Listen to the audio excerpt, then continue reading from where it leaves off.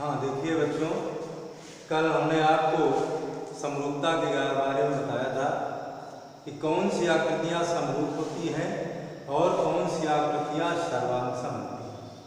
वे आकृतियाँ जो लंबाई और आकृति में एक जैसी होती हैं वो आपकी सर्वांगसम आकृतियाँ होती हैं। दूसरी आकृतियाँ इसके परे हमने बताया था जिनकी लंबाई भिन्न भिन्न हो लेकिन आकृति एक जैसी हो, एक दूसरे की समरूप होती है। अब आज हम आपको कुछ प्रश्न बता रहे हैं कि किस प्रकार से समरूप आकृतियों को हम हल करेंगे। जैसे आपके पास एक प्रश्न है, दिया हुआ है, ये त्रिभुज है, एक त्रिभुज दिया है, ये त्रिभुज है,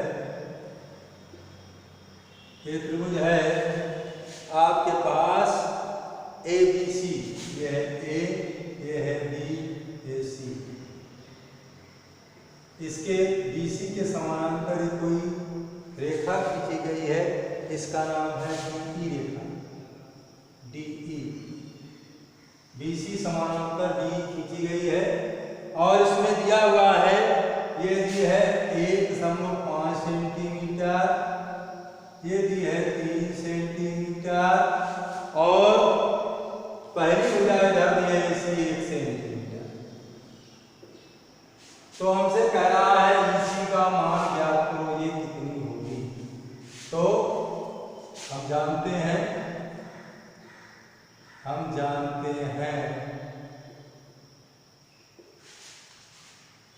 कि त्रिभुज की एक भुजा के समानांतर खींची हुई रेखा क्या होती है, उसे अनुपात में विभाजित करती है। होता क्या है, AD बटे DB बराबर AE बटे BC। अब AD हमारे पास कितनी दी है, AD है 1.5, DB कितनी दी है 3, AE कितनी दी है 1, EC कितनी दी है ज्ञात करना है। क्या करेंगे, तिर्यक गुणा करेंगे इसके से, इसका से, तो तिरछा गुणा में हो जाएगा EC गुणे 1.5 3 into 1। या इसी को हम लिख सकते हैं फिर EC इक्वल टू 3 into 1/1.5, या यही हो जाएगा, पॉइंट हटाएंगे ऊपर 0 बढ़ेगा तो 3 गुणे 10 बटे 15, ये हुआ 30 बटे 15, 15 दूनी 30, यही आ गया EC बराबर 2 सेंटीमीटर। इसी प्रकार से अन्य आकृति हुई है, एक अन्य आकृति है ऐसे दी हुई है और इसमें दिया हुआ है सेम आकृति है, इसमें भी इसके समानांतर, किस भुजा के समानांतर, BC के समानांतर, ये A है, ये B है, ये C है, BC के समानांतर ये B खींची गई। आपसे फिर पूछ रहा है, उसी तरीके का प्रश्न है, ये रेखा दी है 7.2, ये दी हुई है 7.2 सेंटीमीटर और एक दी है 1.8 1.8 सेंटीमीटर और अगली दी हुई है 5.4 सेंटीमीटर, 5.4 सेंटीमीटर। तो आपसे कह रहा है कि आपको निकालनी कौन सी भुजा है, AD की माप याद कीजिए, AD कितनी होगी। तो उसी तरीके से हम जानते हैं क्या जानते हैं कि AD बटे DB बराबर होता है AE बटे EC, या इसी को लिख सकते हैं, AD हमें निकालना है, DB कितनी है 7.2, AE है 1.8 बटे EC है 5.4। फिर तिरछा गुणा करेंगे 1.8 का 7.2 में और AD का 5.4 में गुणा करेंगे, तो गुणा करने पर क्या प्राप्त होगा, ये हो जाएगा AD गुणे 5.4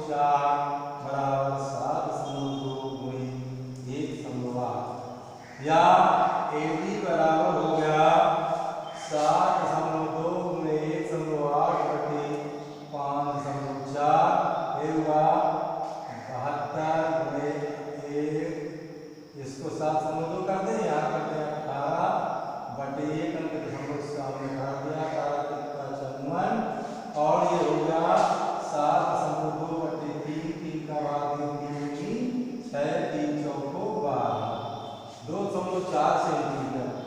एडी हमारी आ गई 2.4 सेंटीमीटर। इस प्रकार से किसी त्रिभुज की जो दूसरी भुजा के समांतर रेखाएं हो तो क्या होगा, उनमें एक संबंध होता है, अनुपात होता है। अनुपात क्या है, एडी बटे बीडी बराबर ए बटे ईसी। इसी के अनुरूप हम अन्य सवाल भी हल कर सकते हैं। अब आपसे पुनः पूछा जा रहा है कि क्या ये रेखाएं समांतर हैं, तो उनमें आप उसको बढ़ाइए और बताइए क्या ये समांतर हैं। और इसको सबसे पहले हम इसकी वैल्यू जो है पुटअप करेंगे। जैसे दिया है त्रिभुज PQR की भुजाएं PQR, किसी त्रिभुज PQR की भुजाओं PQR की भुजाओं PQ तथा QR, PQ तथा PR पर क्रमशः PQ तथा PR पर क्रमशः क्या दिया है, क्रमशः बिंदु EF है, E तथा F स्थित है। तो प्रत्येक स्थिति के लिए बताइए क्या EF समांतर QR है। तो बताइए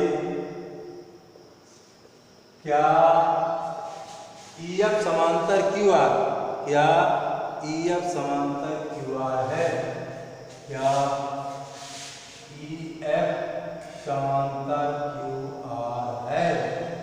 ये हमें सिद्ध करना है। ये त्रिभुज बना हुआ हमारे सामने, सबसे पहले हमने त्रिभुज बना लिया और त्रिभुज है हमारे पास PQR और हमने क्या किया, EF समांतर QR के समांतर हमने EF रेखा खींची, EF ये हमने रेखा खींची। अब इसमें यह क्या है, PE बराबर 3.9, PE बराबर है 3.9 सेंटीमीटर और EQ दी है 3 सेंटीमीटर, EQ दी है 3 सेंटीमीटर। इसके बाद दिया हुआ है PF 3.6, PF बराबर है 3.6 सेंटीमीटर और इसी प्रकार से FR दी है 2.4, FR ये दी है 2.4 सेंटीमीटर। तो इनको इसमें पुटअप करेंगे। P कितनी 3.9, तो ये हो गया 3.9 सेंटीमीटर।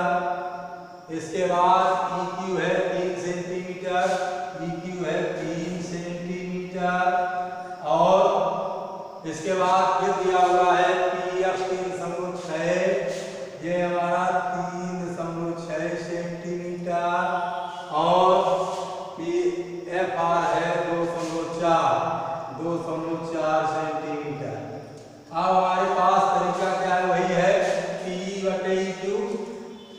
यदि EF को समांतर QR होगा तब होगा क्या, PE अपान EQ बराबर होगा PF अपान FR। अब इसको हम यहाँ वैल्यू रखेंगे पूरी, इसी को रखें 3.9 बटे 3.0 बराबर 3.6 बटे 2.4, दशमलव हटाएंगे तो 39 बटे 30 बराबर 36 बटे 24। काट दें तो काटने से क्या हो जाएगा, 3 दाम 30, 11 3 39, 12 23 36, 12 दूनी 24। ये क्या आया 13 बटे 10,